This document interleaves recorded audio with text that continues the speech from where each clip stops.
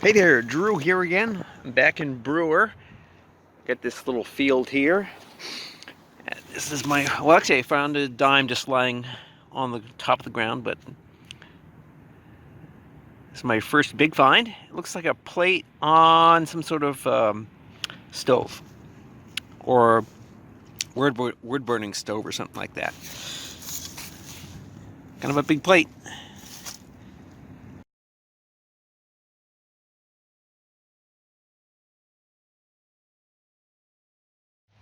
Okay, so I'm trying this area out here next to the restaurant, and my first thing is this old nail.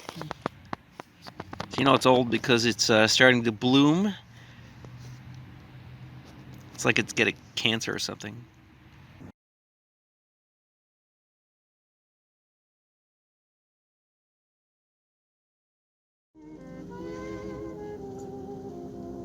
There you go. How's everyone doing? That's the historic firehouse number 6. Whoop, let me turn that down. Yeah, it's historic firehouse number 6 here in Bangor, Maine. So welcome. This is Drew, your Tinseltown taxi. Although I'm uh, in Bangor now, doing the taxi thing.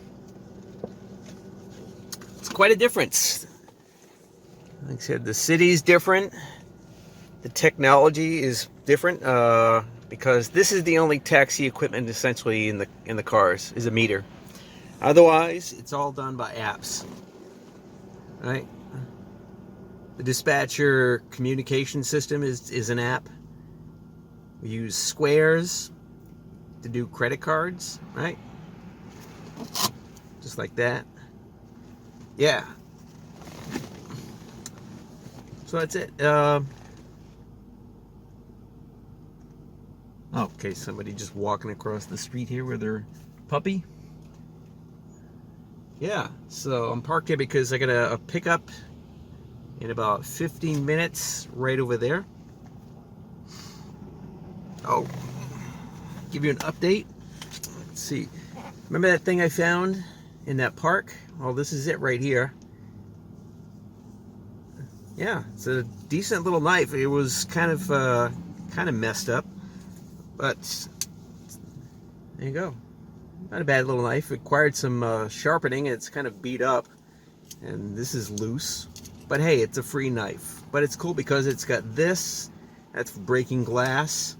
It's got the belt cutter. So yeah, this is good. Luckily, I haven't had much use of defense. I've only had one real asshole that was causing me problems. And a few other drama queens. But luckily, in the month I've been driving, things have been relatively nice. Because it's a small city. There's a bunch of small cab companies here. There's only like 3 main ones, if you can call it that. Dick's Taxi. They've been around for quite a long time. They kind of piss everybody out because they're always late.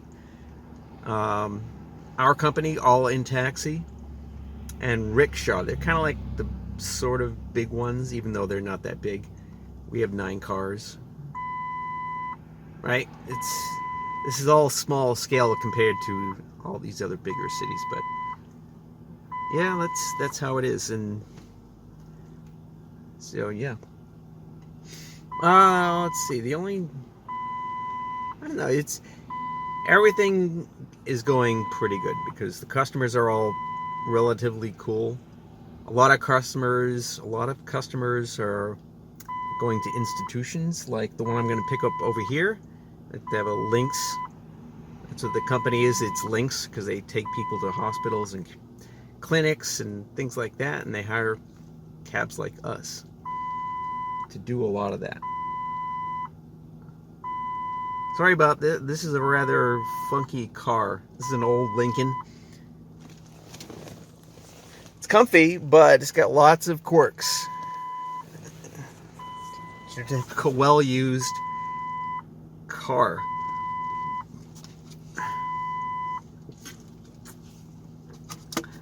Yeah, I guess the only drama I've had since I've driven is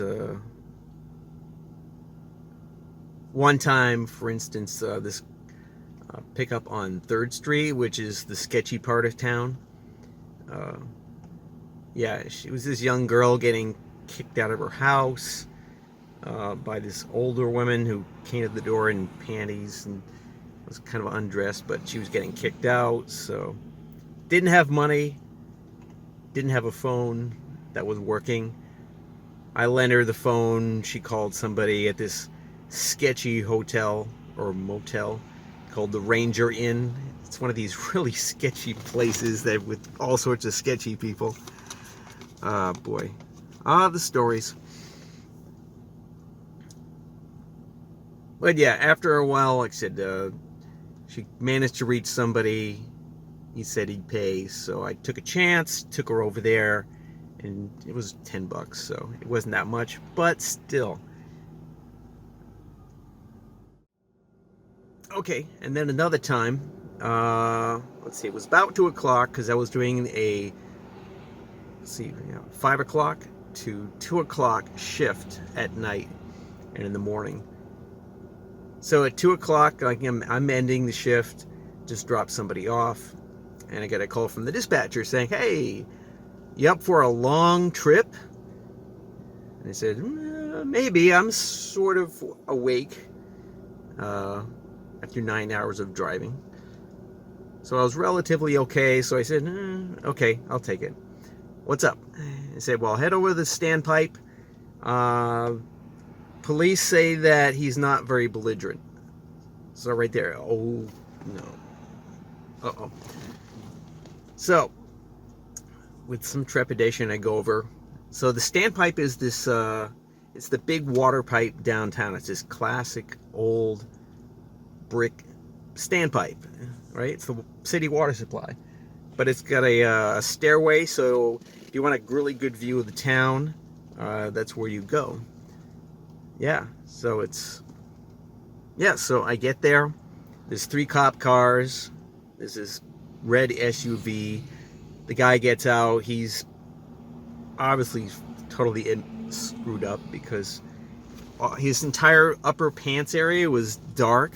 I assume he pissed himself because he was just screwed up because whatever he took, he was getting into some sort of drug. He was wasted. Yeah, he'd obviously just parked there and slept for the night. The police came by, found him, and said, time for you to go. But he was obviously way too wasted to drive. Oh, at that point, I'm surprised they didn't arrest the guy just because he was really out of it.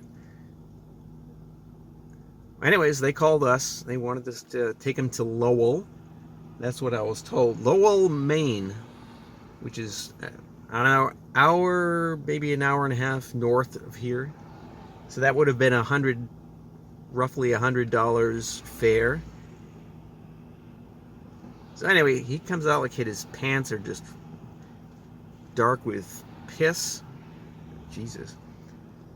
And I said, wait a minute, I hope you guys got some sort of plastic cover or something, so I'm not gonna let this guy sit in my car with pissed pants or whatever that was. So they didn't have anything, so they asked the guy, and he had a couple of shirts though. He put those down, he gets in, and then we take off. But for the next 10 to 15 minutes, basically he just had me circle around because he wouldn't give me an address to go to. Yeah, that's, instead of just giving me an address or going to a hotel and sleeping it off, all he did was just complain about the police and bitch about them and say, they're all homos and they're all gonna, all that kind of stuff. So that's what he did for 10 to 15 minutes. And he's really out of it. So, and then complaining that, oh yeah, he's got drugs in the car and the police, blah, blah, blah, blah, blah, blah. Jesus Christ. So that's bad enough. So the fare is about $13. And finally, waits long enough so the police leave and leave his car there. Jesus, this is how stupid are these police? I don't know. So, anyways, eventually he just makes me go back to his car. He gets out, he gets his stuff, and he goes, and fine. Yeah. And I take off. So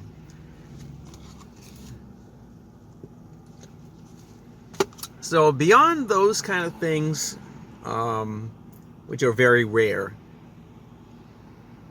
everything has been fine. People go, I mean, lots of trips, lots of small trips, but occasionally get these hospital trips that take you long distances, Worth or Winthrop. And just the other night we had somebody that was going all the way to Bingham, which is a small town next to this big dam north of Skowhegan. So that's an hour and 20 minutes away.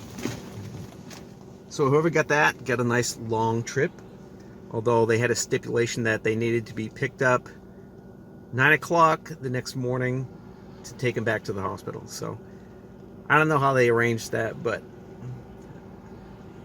that's the kind of stuff that goes on here in a small city in eastern Maine when you're a taxi driver. All right, so it's almost time, so I got to go pick up my customers, so I'll leave it at that. And I hope you're having a good old time, and you take care. Okay, this is Drew signing off here in Bangor, Maine. They call it the Queen City, but I don't think I'll call myself the Queen City Taxi or something like that. I don't know. All right. See you at the next video. Bye-bye.